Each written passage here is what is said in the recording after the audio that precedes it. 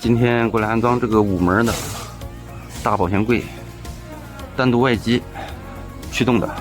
现在要给它改装一下，原来的铜管从这个地方接的，然后现在要改成走里边从顶面出，因为这个冰柜后边是靠墙的，如果从这个地方出，靠不了墙了啊。这个地方出管从这儿下去啊，从后背出靠不了墙，左边也靠不了。从顶棚打了个洞，重新布铜管。现在在放氮气，新的来保压保的氮气啊，给放掉。现在把粗管和细管都穿下来了，难点就在这里啊，空间狭小，要把粗管对接起来，细管对接起来。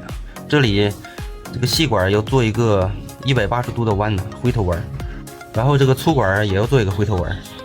这个细管吧，咱们决定用手给它围个回头弯。